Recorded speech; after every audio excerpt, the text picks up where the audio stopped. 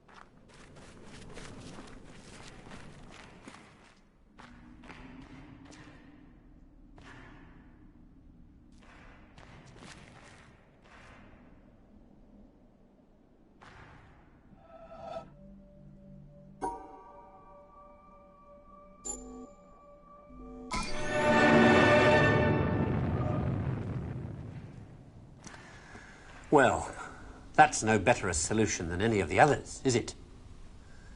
So, in the end, have we learned anything from this look at why the world turned out the way it did that's of any use to us in our future? Something, I think. That the key to why things change is the key to everything. How easy is it for knowledge to spread? And in the past, the people who made change happen were the people who had that knowledge, whether they were craftsmen or kings.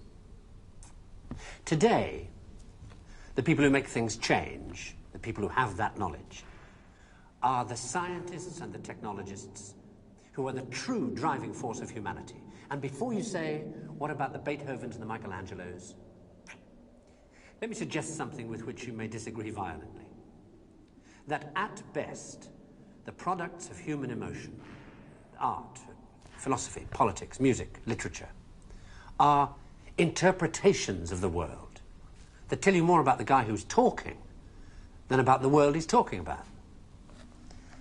Second-hand views of the world, made third-hand by your interpretation of them. Things like that, as opposed to this. Know what it is? It's a bunch of amino acids, the stuff that goes to build up a worm or a geranium or you. This stuff's easier to take, isn't it? Understandable. Got people in it. This scientific knowledge is hard to take because it removes the reassuring crutches of opinion, ideology, and leaves only what is demonstrably true about the world.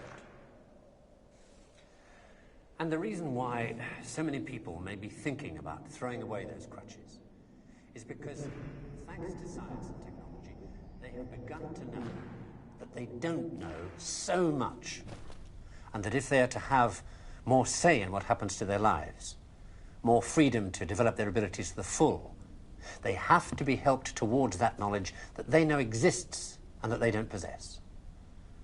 And by help towards that knowledge, I don't mean give everybody a computer and say, help yourself. Where would you even start? No, I mean trying to find ways to translate the knowledge, to teach us to ask the right questions. See, we're on the edge of a revolution in communications technology that is going to make that more possible than ever before. Or, if that's not done, to cause an explosion of knowledge that will leave those of us who don't have access to it as powerless as if we were deaf, dumb, and blind. And I don't think most people want that. So what do we do about it? I don't know. But maybe a good start would be to recognize within yourself the ability to understand anything, because that ability is there, as long as it's explained clearly enough. And then go and ask for explanations. And if you're thinking right now, what do I ask for? Ask yourself if there's anything in your life that you want changed. That's where to start.